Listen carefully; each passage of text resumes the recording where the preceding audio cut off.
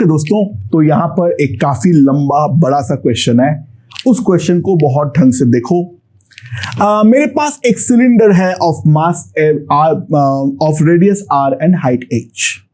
ठीक है, वो पूरी तरीके से पानी से भरा हुआ है। पानी जो है उसका डेंसिटी मान लो रो। ठीक है, नाउ इसके नीचे में एक सेमी सर्कुलर स्लिट काटा हूं, यानी पूरा का पूरा आधा जो कर्व सरफेस है उसको वो कवर करता है। स्लिट का थिकनेस जो है वो है delta. That delta is very very small. ठीक है, और on the curve surface of the wall very near to the bottom, यानी ये वाला हाइट को तुम प्रैक्टिकली नेग्लेक्ट कर सकते हो। तो पहला सवाल तो ये है, जो ये वाले इंस्टेंट पे टोटल रिएक्शन फोर्स कितना लग रहा है, ये पहला सवाल है। दूसरा सवाल ये है, जो अगर ये वाला एक स्मूथ सरफेस के ऊपर रखा हुआ है तो ये वाला रिएक्शन फोर्स के कारण जो हमारा टैंक है वो डेफिनेटली बैकवर्ड मोशन जो है वो करने वाला है। तो जब तक टैंक खाली हो उसके पूरे के दौरान हमारा जो वेलोसिटी पूरे के दौरान जो उसका डिस्प्लेसमेंट होगा वो कितना होगा वो निकालो। टैंक का मास को नेग्लेक्ट करना है, जो भी मास है अंदर के पानी का है। और दूसरा जो है, टैंक का जो खुद का एक्सीलरेशन है वो काफी ज्यादा छोटा है, ये अजम्पशन भी रखना है। वो उसका मतलब ये है जो प्रैक्टिकली टैंक को हम हर इंस्टेंट पे इनर्शियल फ्रेम की तरह ही ट्रीट कर सकते हैं। So now it's a very interesting question. तो let's have a top view on the slit. ठीक है, अच्छा, बिफोर दैट एक बात समझो, जो कहीं से भी जो निकलेगा पानी, मतलब इस तरीके का जो होगा उसका वैल्यू होगा √2gh ये वाले इंस्टेंट पे। और उसका डायरेक्शन को समझने के लिए मैं top view of the slit बना रहा हूं। ध्यान दो, this is my slit, it's a semi circular slit, this is the radius r। और कहीं पर भी अगर मैं देखूं तो हमारा पानी जो है वो इस तरीके से रेडियली आउटवर्ड निकलने वाला है।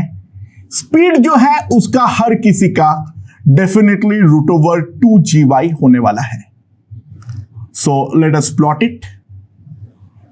ठीक है, मेरे ख्याल से समझ में आ चुका है।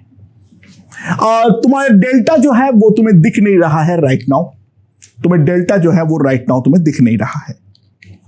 अच्छा, सो क्योंकि फोर्स जो है उसका डायरेक्शन भी वेरिएबल होगा, तो मैंने क्या किया, मैं यहां से कोई भी एक जनरल एंगल थीटा पर एक बहुत पतला सा स्ट्रिप जो है वो मैंने काट लिया हूं ऑफ एंगल डी थीटा। सो ये वाला जो लेंथ होगा that will be r D theta, और तुम्हें अंदर जो दिख नहीं रहा है वो थिकनेस है डेल्टा। ठीक है, सो जो हमारा dA है that will be r delta into D theta, that is the area dA। और इसके करस्पॉन्डिंग जो फोर्स होगा हमारे पास dF reaction force ρdA into we square, तो rho into 2gh into r delta D theta. अब जोश में आके इसको इंटीग्रेट मत कर देना, क्योंकि ये वाला जो फोर्स है अगर हम उस पर ध्यान दें, ये सारे फोर्स का डायरेक्शन अलग उल्टा अलग अलग होगा। तो यहां पर अगर हम देखें, ठीक है, यहां पर से हम ऐसे टुकड़ा काटे हैं, ये वाला एंगल अगर हमारा थीटा है तो फोर्स जो हमारा लगने वाला है dF, वो dF डेफिनेटली इस डायरेक्शन में लगने वाला है। जिस dF का दो कंपोनेंट होगा, एक ऐसा और एक ऐसा, दिस एंगल इज थीटा, जिसके अंदर लॉजिकली समझो ये वाला कंपोनेंट कोई काम का नहीं है, क्योंकि इधर के साथ में जब करूंगा तो वो चीज मेरा खत्म हो जाएगा। तो जो काम का कंपोनेंट है dfx, that is the reaction force, that will be df cos theta.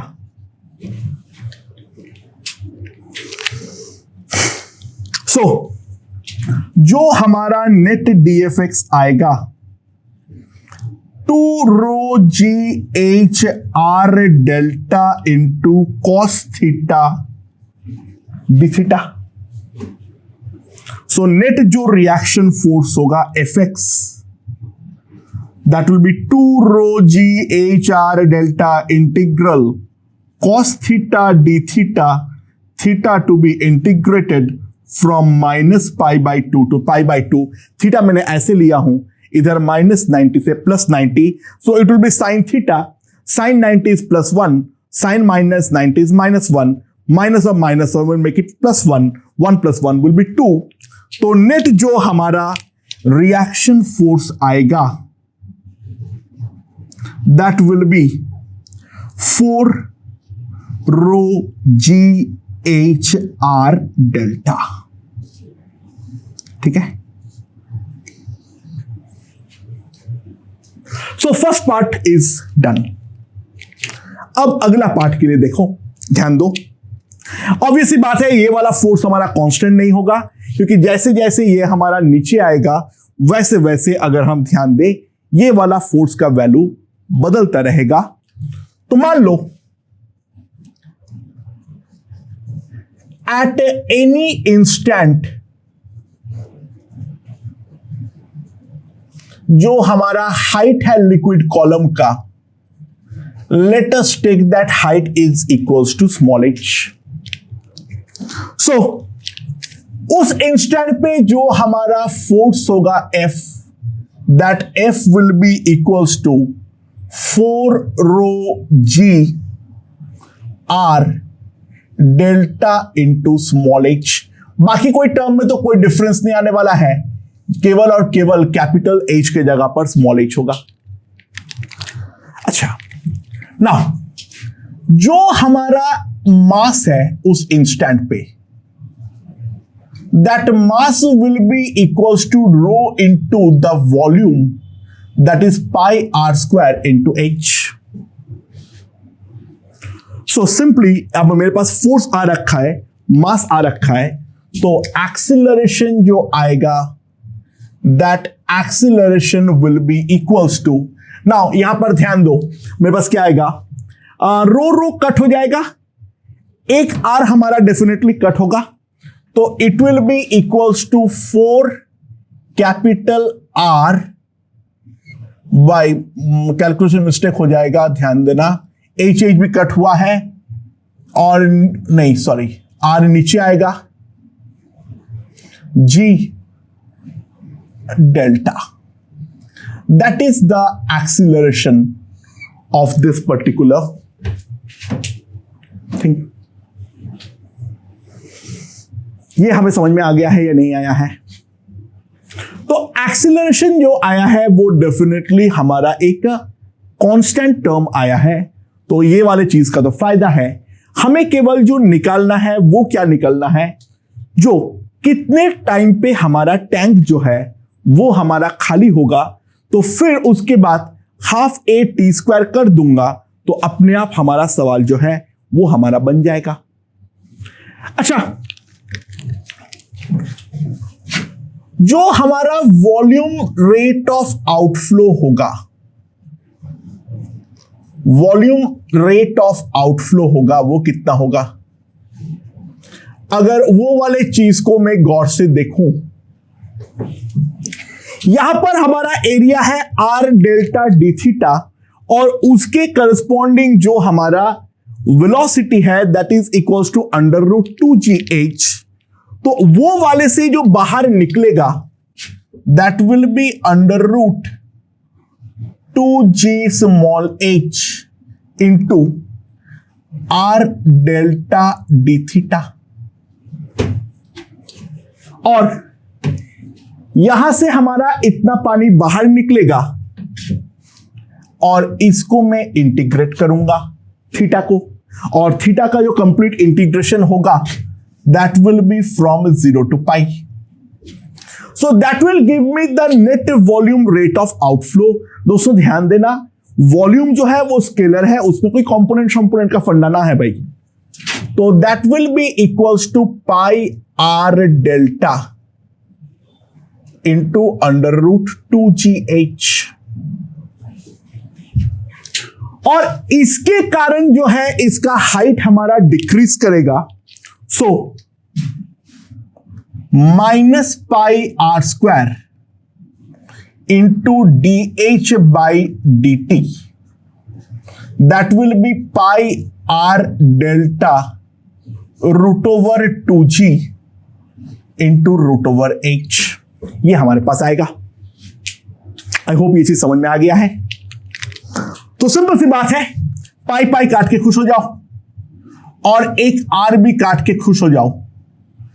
तो हमारे पास जो dt आएगा that will be minus R by root 2g into delta dh by root h. And now this time has to be integrated.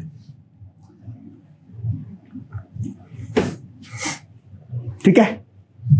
At t equals to 0, that height was capital H, and at time t naught, that height is 0. That has to be integrated.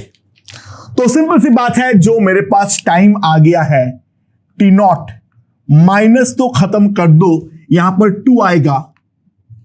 That will be equals to r by delta root over 2 by g into root over of h. That will give me the time जिस पर ये वाला container हमारा खाली होने वाला है. तो एक्सीलरेशन मेरे पास आ गया है, टाइम जो है वो हमारे पास आ गया है. ऑब्वियसली बात है, एक्सीलरेशन का जो एजम्पशन है दैट इज वेरी स्मॉल, वो डेफिनेटली हमारा वैलिड है. अगर नहीं भी दिया हुआ होता तो हम मान लेते और इसको इनर्शियल फ्रेम की तरह ही ट्रीट करते. तो इतना टाइम के लिए इतना एक्सीलरेशन के साथ डिस्प्लेसमेंट हुआ है. तो सिंपल सी बात है, displacement that is equals to s will be equals to half a into T naught square. So इसको थोड़ा करते हैं सॉल्व. वापस कैलकुलेशन आ गया है. 4g delta by pi R, this will be r square by delta square 2 by g into h. ये हमारे पास आएगा. अब क्या क्या कट रहा है एक बार देखते हैं. g हमारा चला गया है, 2 जो है वो हमारा कट हुआ है, और एक r कट हुआ है और एक डेल्टा कट हुआ है. तो it will B 4rh upon pi delta. So this will give me the total displacement of the tank during the time ये हमारा भरे हुए होने से पूरा खाली हो रहा है. तो मेरे ख्याल से ये हमें समझ में आ गया है. तो स्लिट हमें कोई भी रैंडम शेप का दे दे, उसको हैंडल करना हमारा आ चुका है. और ये सब फोर्स वगैरह के रिलेटेड क्वेश्चन जो है वो भी हमें अच्छे खासे तरीके से समझ में आ गया है. अच्छा, अब टॉर्क वाले क्वेश्चंस भी आ सकते हैं. गौर से ध्यान दो, मैं पूरा क्वेश्चन को सॉल्व नहीं कर रहा हूं, मैं जल्दी से बस बता दूंगा. मान लो मेरे पास एक सिलेंडर है, ठीक है, और सिलेंडर से एट एन हाइट ऑफ, ऊपर से हाइट एन h, ऐसे मेरे पास 2 हाथ हैं. समझ रहे हो? इस तरीके से ये वाला हाथ को देख लो, ये वाला एंगल 90 है, मैं सिलेंडर हूं वो हूं. ये वाला हाइट जो है, ये वाला एंगल जो है वो 90 है. एक मुंह इस तरफ है एंड सिमिलरली दूसरा जो है वो इस तरफ है. ये वाला रेडियस है कैपिटल R. ये लेंथ जो है that length is L, symmetric है दोनों तरफ से. ये हमारा लिक्विड से भरा हुआ है पूरा, ठीक है. लिक्विड का डेंसिटी है रो. ठीक है, ये वाला हाइट है capital H।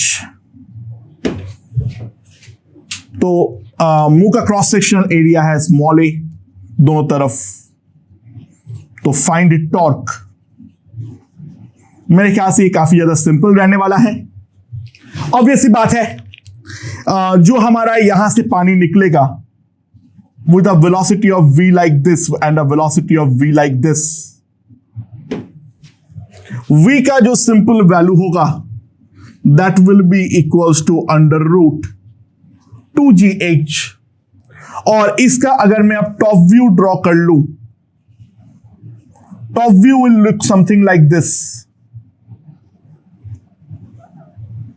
This a top view. यहां से पानी ऐसे बाहर निकल रहा है v से, और यहां से पानी ऐसे बाहर निकल रहा है v से।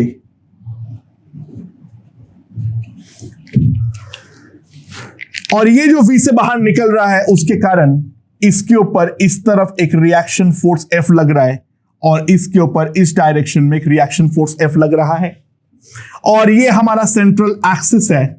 जो फोर्स का वैल्यू होगा that will be rho a into we square, that will be 2gh। And ये दोनों फोर्स डेफिनेटली बनाएगा एक कपल। ये दोनों फोर्स जो बनाएगा that will form a couple. और ये जो डिस्टेंस है that will be r plus L. तो torque tau will be equals to कितना आएगा, 2 into F into R plus L, that will be 4 rho A G H into R plus L. ये हमारा torque का value है।